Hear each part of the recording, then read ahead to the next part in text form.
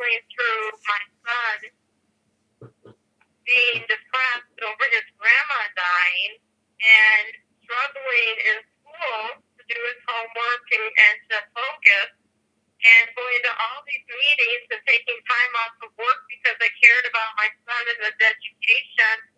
Why on earth they didn't tell me that he was suffering with the loss of a grandmother so that I could handle it differently and the school could have known and we could have gotten him some help.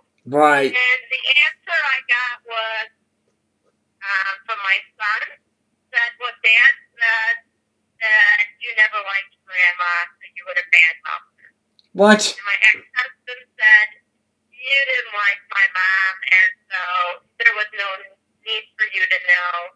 And my older daughter, who wasn't his daughter, who was 11 years older and an adult, said, yeah, they all told the entire family said, don't tell you because you might badmouth them. So, and my response was, so you teach my son, I teach him to tell the truth, to do unto others as you have him do unto you. He's been a good kid all these years, and you're telling him to lie to me and to withhold important information, and I'm spinning my wheels at the school.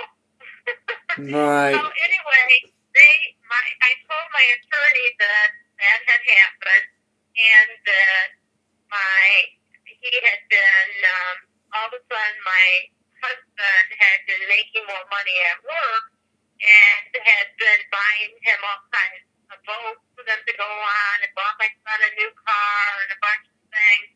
And my attorney said, you know what this is? This is a version of parental alienation syndrome.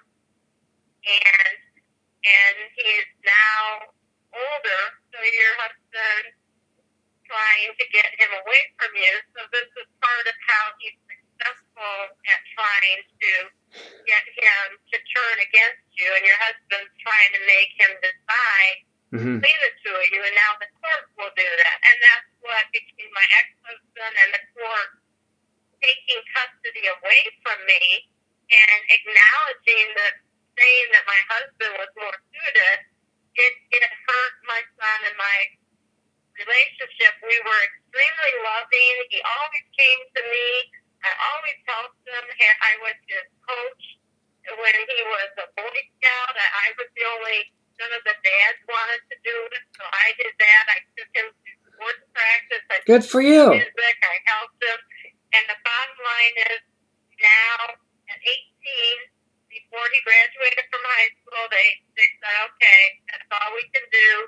You can't be involved anymore, and the court's not involved. So they took him away the summer before, and then at 18 they said, it's over. You're done. You can't appeal. You can't do anything. And now, 3.5 years later, he still won't talk to me because Daddy is pulling the strings. No, man. I feel bad for you, I really do. My heart goes out to you, Susan. But here you are, you're a realtor. You've become success in your own business, and you're thriving on that. So just don't worry about. I was successful, and I had bought a home that was bigger right. than my ex-husband's. I didn't get support. I was making more money than him at the time, and I had a career, and yet I also worked out of my house, so I stayed home with my kids when they were sick, and I was doing well. And then he hit me right when the economy was bad in Michigan, and they wanted me to relocate, and my ex-husband said, if you relocate, you'll never see your son again. I'll fight you in court. That was a couple years before, so they knew I was done. At this point, I was making less money, so he figured he could come in and hurt me. But what's interesting is that the Judge Gorcyca didn't care at all about my son. She didn't praise me at all for anything, for his accomplishments or his grades, and she didn't care that he was driving over 100 miles round trip every day through metropolitan Detroit traffic to go from his dad to my house, sometimes with other people. And she didn't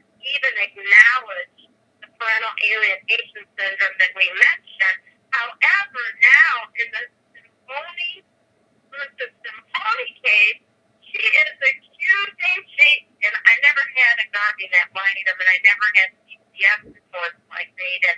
But she's accused Maya Tsimhoni of parental alienation syndrome. That's an entire case against her when there's no proof of it. And the father has estranged the kids by moving to another country.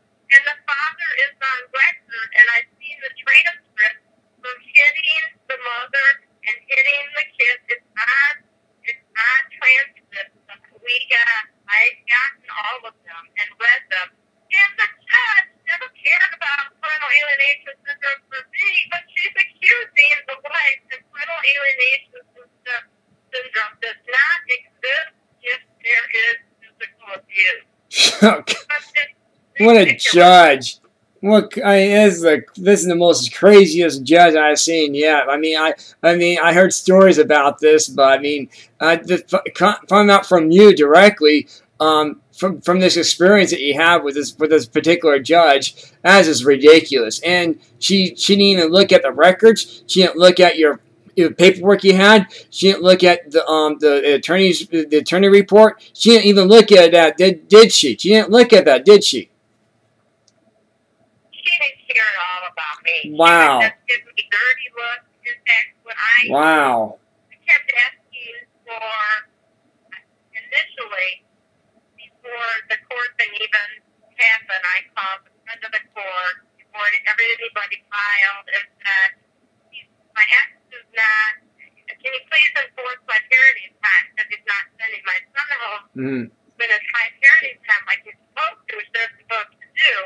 And his friend of the court, counselor, Rodney Yaker, actually then called my ex-husband and gave him advice on how to get my son, and he wouldn't acknowledge or return the makeup parenting time or anything.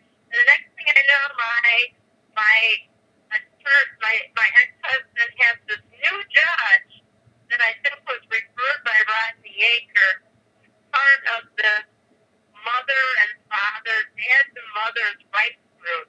They get federal funding through the Department of Health and Human Resources, and I traced the trail back, and I really think that this is a government-funded program to help those stimulus money, yeah. Judges and people to take this away and make it high.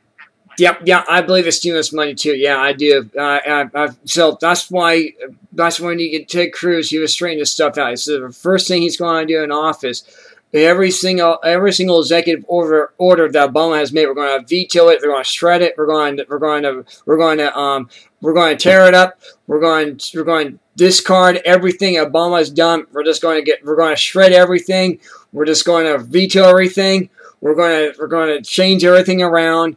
We're going to abolish the IRS, get rid of the EPA, get rid of the IRS, get rid of Planned Parenthood, abolish them, and get rid and defund all executive orders, shred them, tear them apart, and defund Obamacare. That's what we're going to do. So the first thing he said that Ted Cruz is going to do. So I say let's cruise our way to Washington in 2016.